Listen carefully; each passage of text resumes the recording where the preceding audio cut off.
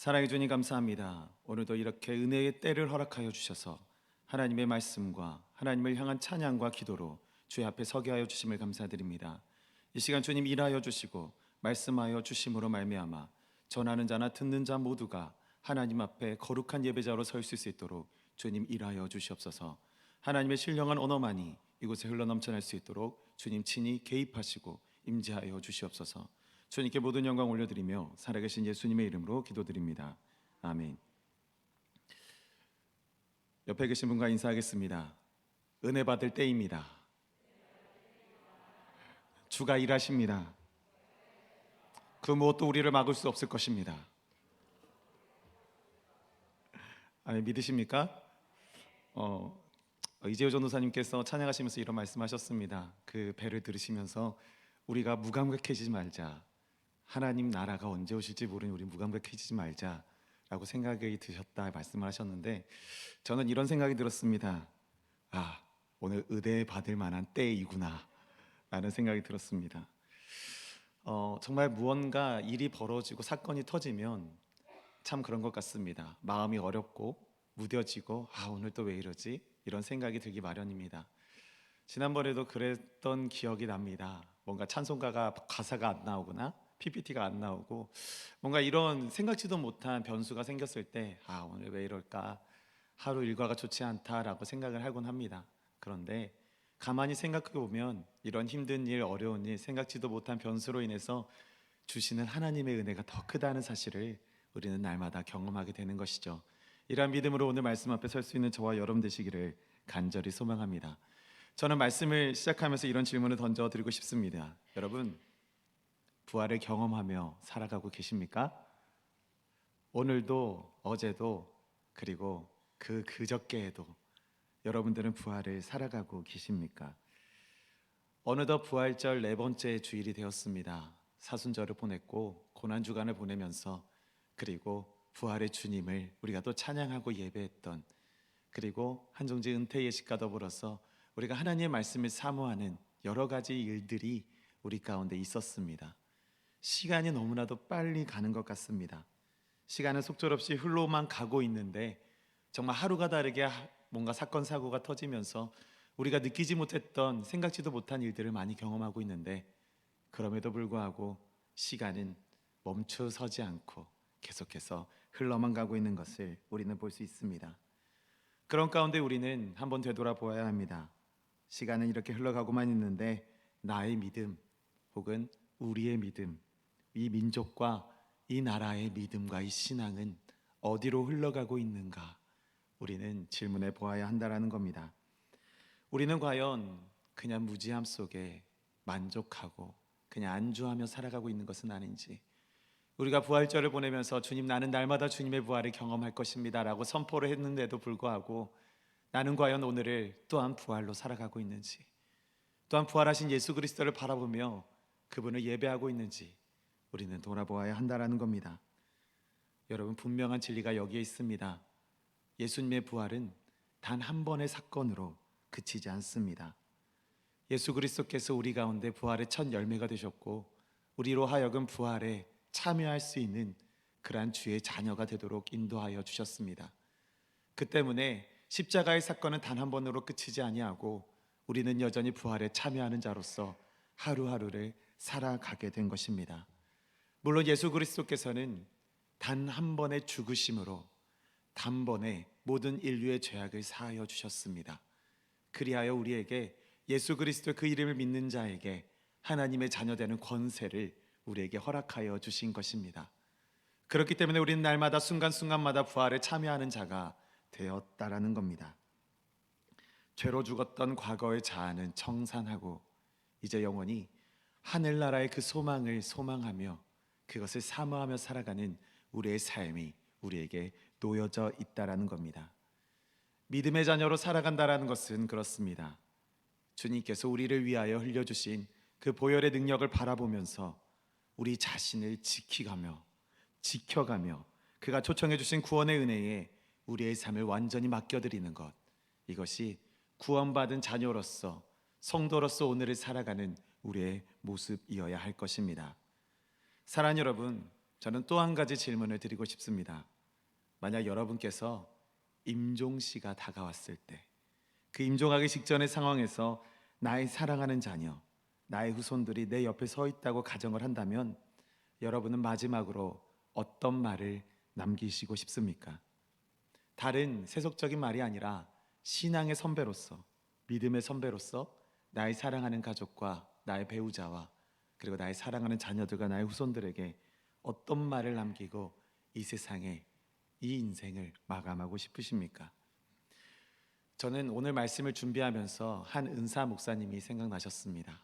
그 목사님은 이러한 주제에 대하여 이런 말씀을 하셨습니다. 주께서 십자가에서 마지막 하셨던 말씀은 이것이었습니다. 다 이루었다. 우리 오전 설교에서도 우리 담임 목사님께서 말씀하셨죠. 다 이루었다 라고 주님이 말씀하셨다는 겁니다.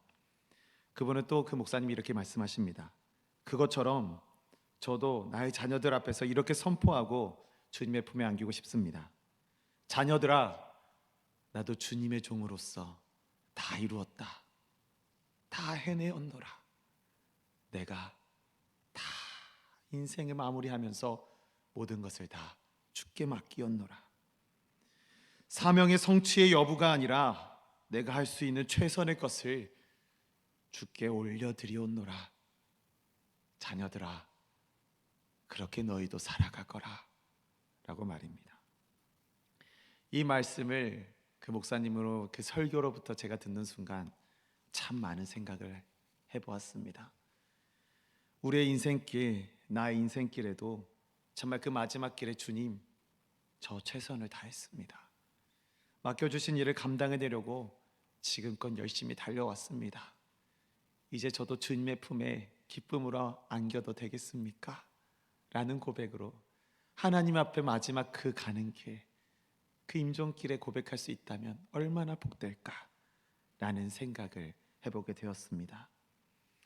사랑하는 여러분, 우리는 예수 그리스도의 보혈의 능력, 그 십자가의 그 희생과 속량으로 말미암아 죄로부터 자유함을 얻은 자 되었습니다. 그럼에도 불구하고 우리는 매일을 살아갑니다. 살아가고 있습니다. 그런데 그 매일의 순간순간들이 그 현실은 결탄코 매번 녹록지가 않은 것 같습니다.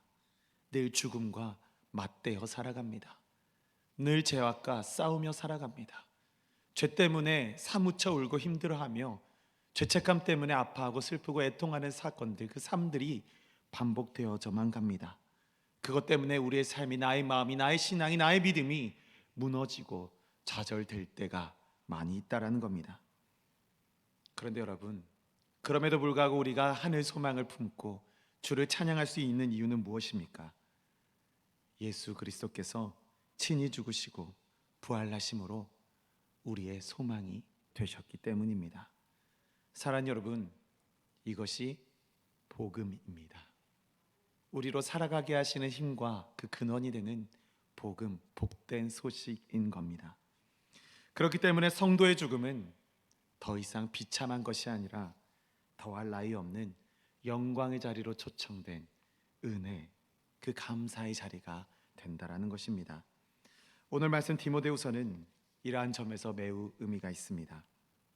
디모데후서는 전해오는 바울의 서신들 중에서 가장 마지막에 기록된 서신이면서 죽음을 눈앞에 둔 바울 사도가 자신의 주변의 사정과 더불어 그의 생의 회고담이 담담한 필체로 쓰여진 서신이다 라고 소개를 드릴 수 있습니다. 디모데후서의 집필 목적은 우리가 너무나 잘 알고 있습니다. 디모데에게 보내는 편지였죠. 그 사랑하는 아들, 그 믿음의 아들 디모데에게 거짓 교사들로부터 복음의 진리를 지키는 것, 그를 위하여 쓴 편지이기도 했습니다. 더불어서 믿음의 아들 사랑하는 동역자인 디모데에게 그가 담당하는 목회, 그 사역을 끝까지 감당할 수 있는 용기와 힘을 깃들어주기 위해서, 격려하기 위해서 쓴 편지가 바로 디모데 후서라는 겁니다. 그리고 더 나아가 마지막으로 사도 바울이 죽기 전에 내가 너를 만나고 싶다, 그런 바람을 담은 편지가 디모데 후서라는 것이죠. 한마디로 이 편지의 성격을 이야기하면 이렇게 표현할 수 있을 것 같습니다. 유서와 같은 편지였다라고 말입니다. 인생의 마지막 자락에 서 있던 사도 바울이 인생의 마지막 자락에서 디모데에게 전하고 싶었던 메시지는 무엇이었을까? 복음 앞에서 한때는 핍박자로 죽음으로 내모는 자에서 이제 복음을 위해 이제 생명을 내어 거는 그 자리로 나아가는 이 사도 바울이 믿음의 아들인 디모데에게 전하고 싶었던 마지막 말은 무엇이었을까? 이런 의미에서 생각해 본다면 이 디모데후서 이 한 구절 한 구절, 한 글자 한 글자 써내려가는 모든 구절들에 결코 가벼운 마음, 가벼운 글들은 없었을 것이라 라고 생각이 드는 것입니다. 죽음을 앞에 두고 그 길을 걸어가는 사도 바울은 담대히 고난에 대하여 이야기하고 있습니다. 그리고 그 고난을 살아가라 말하고 있습니다. 그 이유는 그 고난은 결코 값싼 고난이 아니라 가장 아름답고 고귀하고 아름다운 은혜로서의 고난이었기 때문입니다. 오늘의 본문 말씀 8절과 9절의 말씀을 우리 천천히 함께 읽도록 하겠습니다. 함께 읽겠습니다. 시작. 그러므로 너는 내가 우리 주를 증언함과 또는 주를 위하여 갇힌 자 된 나를 부끄러워하지 말고 오직 하나님의 능력을 따라 복음과 함께 고난을 받으라. 하나님이 우리를 구원하사 거룩하신 소명으로 부르심은 우리의 행위대로 하심이 아니요 오직 자기의 뜻과 영원 전부터 그리스도 예수 안에서 우리에게 주신 은혜대로 하심이라. 아멘. 사도 바울이 이 본문 가운데, 이 말씀 가운데 디모데에게 부끄러워하지 말아야 할 그 세 가지에 대해서 이야기를 하고 있습니다. 그 첫 번째는 이것입니다. 그리스도의 생애와 모든 사역을 부끄러워하지 않는 것입니다. 먼저 8절의 표현을 보면 이런 표현이 있습니다. 우리 주를 증언함과 라는 표현입니다. 우리 주를 증언한다라는 이 표현 속에는 어떠한 의미가 담겨져 있을까요? 주를 증언한다라는 것에는 그의 주의 삶을 인정한다라는 의미가 담겨져 있습니다. 그가 걸으시고 살아내신 그리고 그가 보여주신 모든 언행 선사를 신뢰한다라는 말을 그런 의미를 지니고 있다라는 겁니다. 그런 말, 그런 마음, 그런 인정하는 마음이 없고서는 결단코 그를 증언한다라는 표현을 사용할 수가 없는 것이죠. 주를 증언함에 그에 따라서 그의 삶을 인정함으로 그것을 부끄러워하지 않는 삶으로 살아내기를 바라는 그런 사도 바울의 마음이 여기에 담겨져 있는 것입니다. 예수 그리스도의 그 모든 언약이 성취됨이 거기서 맞춰진 것이 아니라 내 삶에 여전히 성취되어져 있고 나의 삶에 새겨져 있음을 고백하는 사도 바울의 마음이 우리 주를 증언함에 부끄러움을 가지지 말라라고 말씀하여 주고 있는 것입니다. 여러분, 예수 그리스도의 삶이 복음의 본질이기 때문입니다. 그의 삶이 복된 소식이 되었기 때문입니다. 그의 삶이 그 당시의 성도들로 하여금 더불어 오늘을 살아가는 우리에게도 여전히 살아갈 수 있는 복음으로 진리로 남아있기 때문입니다. 그 본질을 잊고서는 어떤 사역도 사명도 감당하기가 어렵기 때문입니다. 그래서 사도 바울은 그것을 부끄러워하지 말라라고 이야기를 하고 있는 것이죠. 그가 부끄러워하지 말라라고 말하는 두 번째는 이것입니다. 그리스도를 위하여 옥에 갇힌 바울 자신을 부끄러워하지 말라는 겁니다. 이거는 돌려 말하면 이렇게 이야기할 수 있습니다. 주의 일을 위하여 고난받는 동역자들을 부끄러워하지 말라라는 겁니다. 오히려 그들을 자랑스러워하라는 것입니다. 사도 바울이 디모데에게 자신을 부끄러워하지 말라는 것에는 분명한 단서가 있었습니다. 그 단서는 무엇입니까? 그리스도를 위하여라는 단서였습니다. 그냥 옥에 갇힌 것 그것만으로 부끄러워하지 말라는 것이 아니었습니다. 그 앞에 분명한 단서가 붙어 있죠. 그리스도를 위하여 옥에 갇힌 바울 자신을 부끄러워하지 말라라고 이야기를 하고 있는 겁니다. 그리스도를 위하여. 사실상 이 표현을 쓰기 위해서는 엄청난 용기가 필요했을 겁니다. 어마어마한 마음의 확신이 있지 않고서는 그리스도를 위하여라는 표현을 쓸 수가 없었을 것입니다. 과연 그것이 그리스도를 위한 것이었는지, 자신의 명예와 자신의 이익을 위한 것이었는지 그것을 판단할 수 있는 분은 사도 바울 그 자신이 아니었습니다. 오로지 그 사역을 평가하실 수 있는 분은 하나님이셨습니다. 근데 사도 바울은 선언합니다. 나의 삶은 그리스도를 위하여 내가 지금 그리스도 때문에 옥에 갇혔노라 라고 선포하는 메시지였던 겁니다.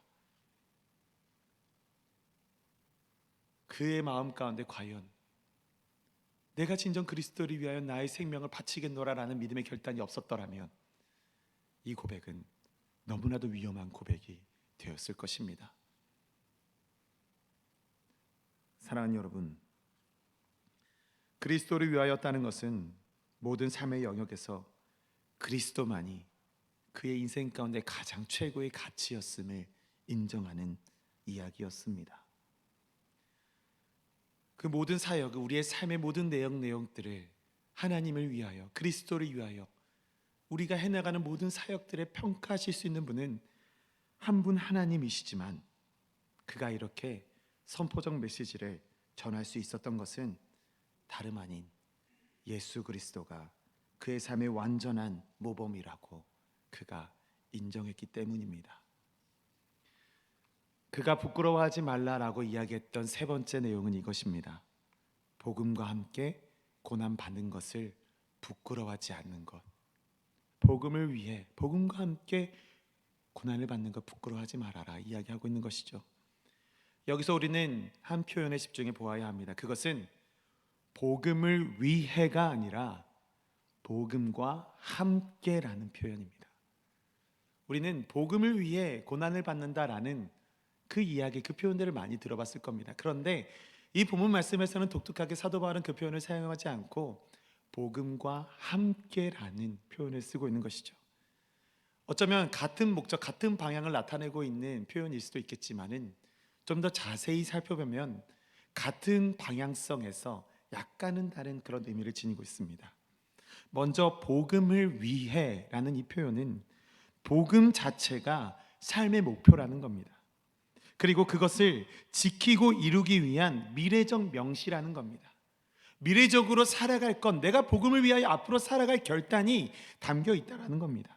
즉 구원의 소망을 소망하며 지금 현재도 살아가고 앞으로도 살아갈 것이며 내가 앞으로 주님에 이르는 그 날까지 복음으로 살아내겠다라는 그런 내용이 바로 담겨지는 표현이 바로 복음을 위해라는 겁니다. 그렇다면 복음과 함께라는 표현은 무엇을 의미하고 있을까요? 복음과 함께라는 표현은 복음 자체가 내 삶의 전부가 되는 것입니다. 복음으로 더불어 살고, 복음으로 더불어 웃고, 복음으로 더불어 울며, 복음으로 더불어 기뻐하는 모든 삶의 영역에서의 동행, 이 복음과 함께 살아가는 것, 그것이 바로 복음과 함께라는 의미인 것이죠. 사랑하는 여러분, 이 세 가지, 복음과 부끄럽게 여기지 말아야 할 이 세 가지, 이 메시지는 다른 것이 아닙니다. 복음 안에서 살라는 겁니다. 그 복음을 지켜내라는 겁니다. 그 복음이 우리의 자랑이라는 사실을 인정하라는 겁니다. 사랑하는 여러분, 이것이 우리가 세움을 받아 주님의 귀한 그릇으로 사용받을 수 있는 그런 이유인 것입니다. 오늘의 본문 말씀 10절과 11절의 말씀을 우리 천천히 함께 읽겠습니다. 시작. 이제는 우리 구주 그리스도 예수의 나타나심으로 말미암아 나타났으니 그는 사망을 패하시고 복음으로써 생명과 썩지 아니할 것을 드러내신지라. 내가 이 복음을 위하여 선포자와 사도와 교사로 세우심을 입었노라. 아멘. 사랑하는 여러분, 이 말씀에서 이야기하는 모든 직분들, 모든 감당해내야 할 사명들은 우리가 복음 때문에, 복음을 우리에게 부여받아서 살아가는 그런 사명자로 세우심을 받았기 때문에 우리는 이러한 능력을 얻게 된 것입니다. 복음이 우리의 능력이 된 것입니다. 예수 그리스도께서 나를 위하여 죽으시고 나를 위하여 다시 살아나셨으며 나를 위하여 승천하셨고 나를 위하여 다시 오실 그 약속, 이 자체가, 이 복음 자체가 우리의 능력이 되었다라는 겁니다. 그렇기 때문에 우리는 죽음을 두려워할 필요가 없는 것입니다.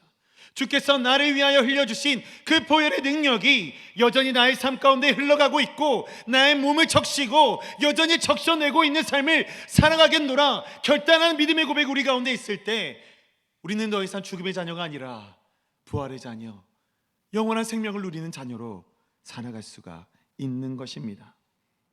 사랑하는 여러분, 예수께서 걸어가신 그 길 때문에 오늘도 우리는 이 고난의 행군과 같은 길을 기쁨으로 살아갈 수가 있는 것입니다. 그가 먼저 우리를 지키시고 보호하여 주셨기 때문에 우리가 주의 자녀로 살아갈 수가 있게 된 것입니다. 우리가 잘나서가 아닙니다. 내가 먼저 노력을 해서가 아닙니다. 주께서 나를 먼저 사랑하셨고 내게 먼저 다가와 주셨으며 내게 먼저 손을 내밀어 주셨고 그가 먼저 우리의 삶을 붙들어 주셨기 때문에 우리의 삶이 무너지지 않고 세움을 받을 수 있게 된 것입니다. 모든 것이 십자가에서 증명된 것입니다. 사도 바울은 계속해서 이렇게 이야기합니다. 12절의 말씀입니다. 이로 말미암아 내가 또 이 고난을 받되 부끄러워하지 아니함은 내가 믿는 자를 내가 알고 또한 내가 의탁한 것을 그날까지 그가 능히 지키실 줄을 확신함이라. 그가 능히 지키실 줄을 확신함이라. 그가 능히 지키실 줄을 확신함이라. 하나님께서 여러분에게 이렇게 말씀하여 주고 계시는 겁니다. 지키실 줄을 확신함이라. 내가 너희를 지키겠노라. 내가 너희와 함께 하겠노라. 성도에게 있어서 이보다 더 큰, 더 든든한 그런 말씀은 없을 것입니다. 디모데에게도 마찬가지였습니다. 디모데가 사역하고 있었던 그곳에 만연했던 거짓 교사들, 그로 인해 고통받고 있었던 디모데,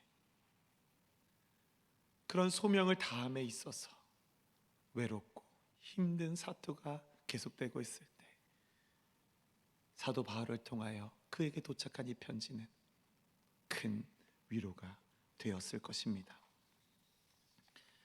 사도 바울이 전해주고 싶었던 메시지는 다른 것이 아닙니다. 그가 먼저 너를 사랑하셨다.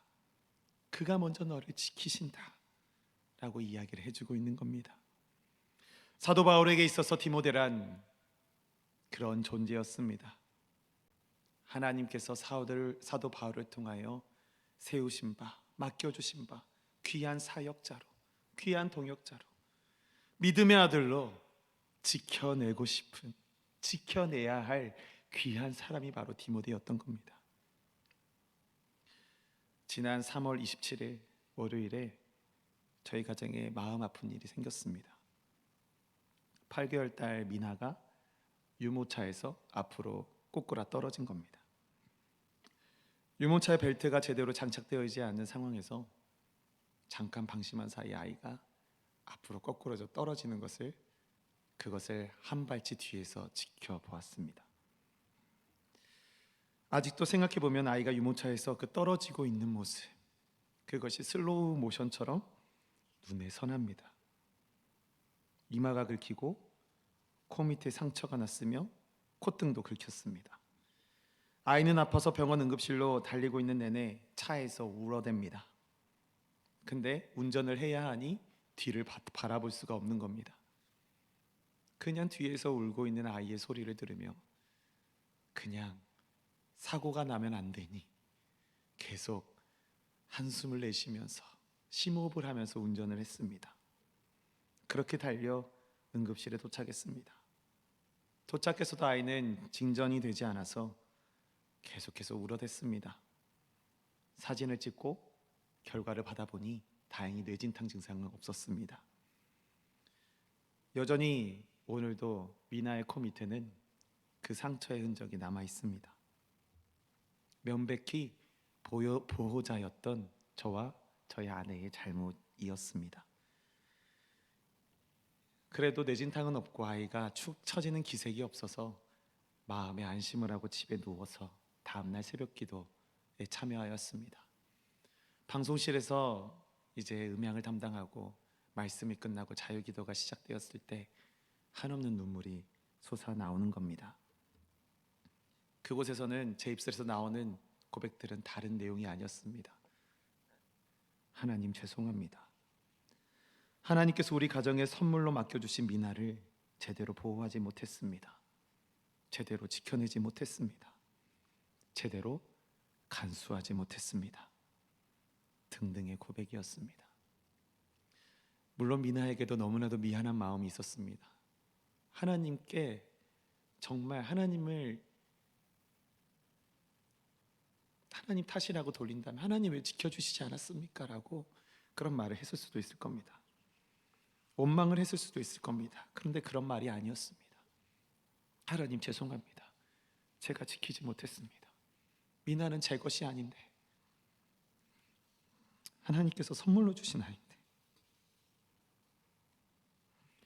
지켜내지 못했습니다. 그런 아픈 죄책감이 제 삶을 사로잡았던 겁니다. 너무나 아찔했던 그 순간을 생각하면 여전히 손이 벌벌 떨리고 마음이 떨립니다. 그 순간은 저희 부부에게 있어서 참 많은 배움을 얻은 또는 반성하는 시간이었습니다. 제가 이 이야기를 여러분에게 들리는 이유는 다른 것이 아닙니다. 하나님께서는 여러분들에게 그리고 저희 가운데 가장 소중한 것을 주셨습니다. 근데 그 소중한 것이 어떤 모습으로든 간에 가장 하나님께서 주신 최고의 선물은 바로 복음이고 구원의 소식인 겁니다. 예수 그리스도의 그 십자가가 우리에게 주신 가장 크고 아름다운 선물인 겁니다. 그래서 우리는 구원을 누리고 날마다 부활을 경험하며 살아갑니다. 근데 아까 재호준 선생님께서 말씀하셨던 것처럼 그것에 무감각하여지면서 살아갈 때가 너무나도 많이 있습니다. 지켜내지 못할 때가 너무나도 많이 있습니다. 그래서 나의 마음과 나의 심령이 상하고 무너질 때가 많이 있습니다. 그런데 그럴 때마다 우리는 하나님 앞에 원망 어린 기도를 올려드릴 때가 있습니다. 그런데 그것이 아니라는 겁니다. 하나님께서 맡겨주신 이 삶, 나의 삶이 과연 어떻게 흘러가고 있는가? 하나님이 내 삶을 통해서 이루어 가시는 매일의 부활의 삶이 과연 주께서 기뻐 받으시는 삶으로 나는 잘 지켜가고 있는가? 우리는 질문을 던져보아야 한다는 겁니다. 하나님께서 맡겨주신 최고의 선물을 간수하지 못하고 지켜내지 못한다라면 우리는 하나님의 은혜를 간과하는 죄를 짓는 것과 다름이 없다라는 겁니다. 그런 의미에서 오늘 사도 바울은 오늘 말씀에서 디모데에게 이야기하는 겁니다. 지키고 지키라. 사도 바울이 이렇게 이야기할 수 있는 근본적인 이유는 다른 것이 아닙니다. 예수 그리스도께서 하나님께서 먼저 우리를 지켜내셨기 때문입니다. 죄악의 사슬에서 끊어내시려 독생자 예수 그리스도를 보내시고 그 수치스러운 십자가상에서 다 이루었다 말씀하신 예수 그리스도, 그리고 그가 죽으시고 부활하시어 모든 죽은 자의 산 소망이 되셨고 다시 오시겠다 하시는 약속과 함께 성령을 허락하신 그분을 믿는 것, 그러한 믿음이 지금 우리 가운데 흘러가고 있는지, 여전히 지켜내고 있는지, 살아가고 있는지 우리는 되물어 보아야 한다는 겁니다. 사도 바울이 디모데에게 이야기했던 지키고 지키라, 도대체 무엇을 지키라고 이야기를 하고 있는 걸까요? 오늘의 본문 말씀 13절과 14절의 말씀을 함께 읽겠습니다. 시작. 너는 그리스도 예수 안에 있는 믿음과 사랑으로서 내게 들은 바 바른 말을 본받아 지키고 우리 안에 거하시는 성령으로 말미암아 내게 부탁한 아름다운 것을 지키라. 아름다운 것을 지키라. 내게 들은 바 바른 말을 지키고 성령으로 말미암아 부탁한 아름다운 것을 지키라 라고 말씀합니다. 여기서 말씀하는 것은 다른 것이 아닙니다. 먼저는 진리이고 복음이며 그리스도의 언약, 그 성취된 말씀을 우리 가운데 지켜내라는 겁니다. 그 복된 소식을 지켜내라는 겁니다. 거짓 복음이 만연하고 거짓 스승이 만연하며 거짓 성sen들이 만연하는 여전히 이단으로 통하여 여전히 이 교회가 무너져가고 쓰러져가고 손가락질 받고 있는 이 시대를 살아가는 우리들에게 주님의 진리를 지켜내라 말씀하여 주고 계시는 겁니다. 주의 말씀으로 이겨내라 말씀하시는 겁니다. 깨어 있으라 말씀하여 주고 계시는 겁니다.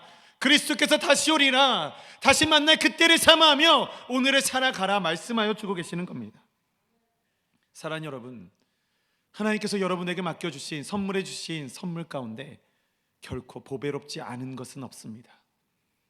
여러분의 모든 상황과 여건, 여러분의 고난들까지, 아픔과 애통함까지도, 몸서리치며 극복하지 못할 것 같은 그런 아픔마저도 보배롭지 않은 것은 없습니다. 주께서 맡겨주신 선물이기 때문입니다.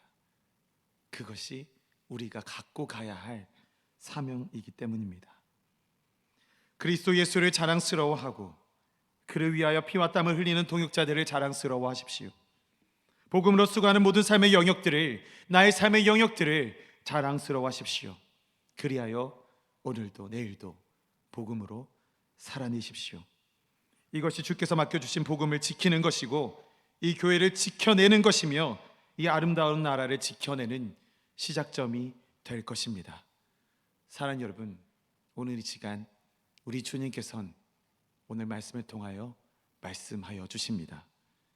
지키고 지키라. 기도하시겠습니다. 사랑하는 주님, 감사합니다. 주님의 은혜 가운데 오늘을 살아갑니다. 나의 나된 것도, 오늘을 살아가는 것도 모두 다 주님의 보혈의 능력임을 고백합니다. 날마다 주의 십자가를 지고 살아가게 하시고, 날마다 부활 가운데 살아가게 하시고, 그 가운데 다시 오실 예수 그리스도를 향한 소망을 품고 오늘을, 내일을 살아가게 하여 주시옵소서. 주님께 우리의 모든 삶을 의탁드리오며 살아계신 예수님의 이름으로 기도합니다. 아멘. 찬송가 312장 같이 부르시겠습니다. 312장입니다.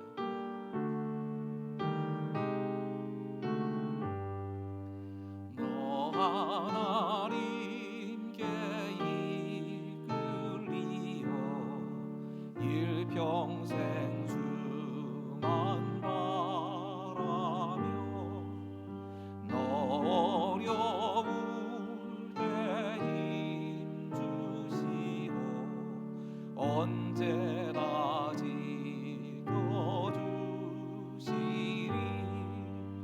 주 크신 사랑 믿는 자 그 반석 위에 서리라.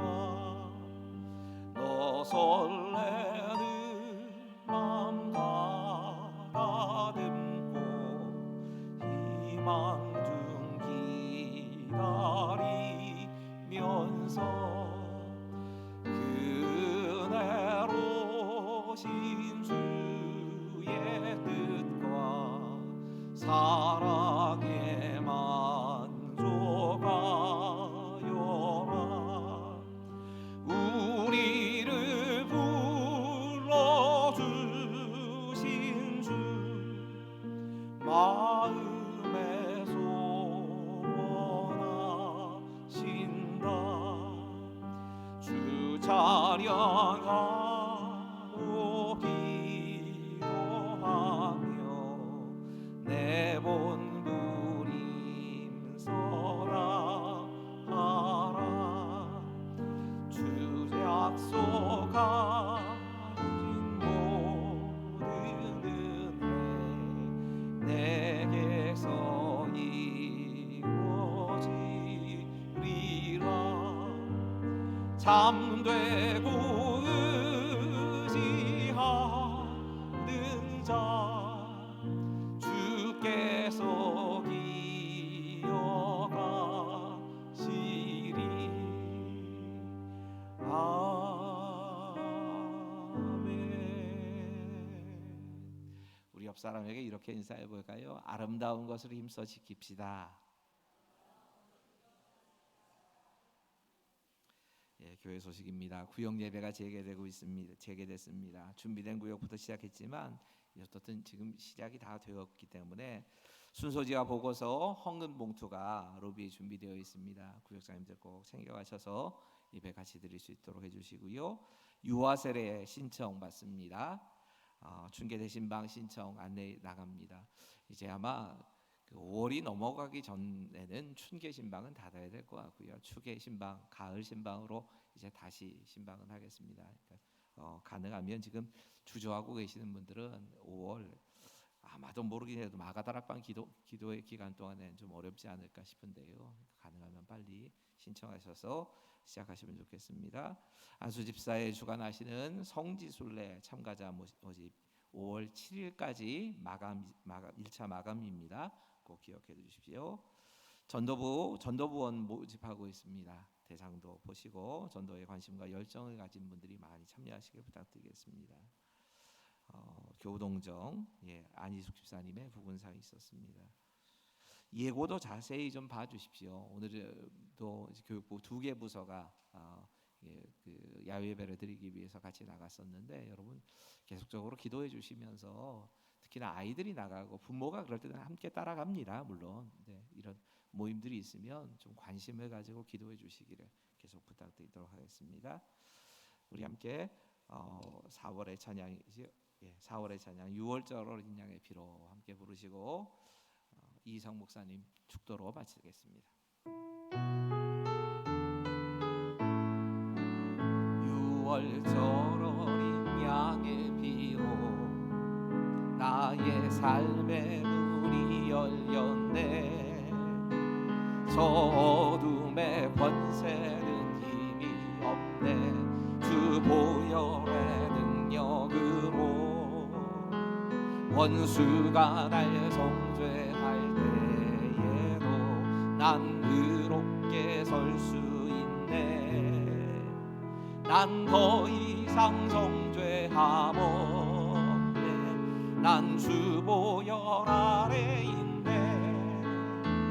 난 주 보혈 아래 있네.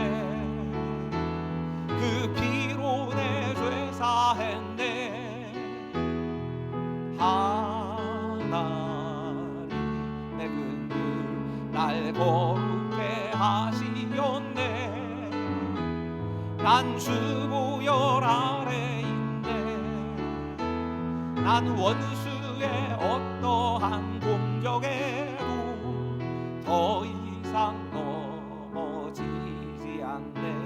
난 주 보혈 아래 있네. 다시 한번 부르시지요. 6월절 양의 피로 나의 삶의 문이 열렸네. 저 어둠의 권세는 힘이 없네. 주 보혈의 능력으로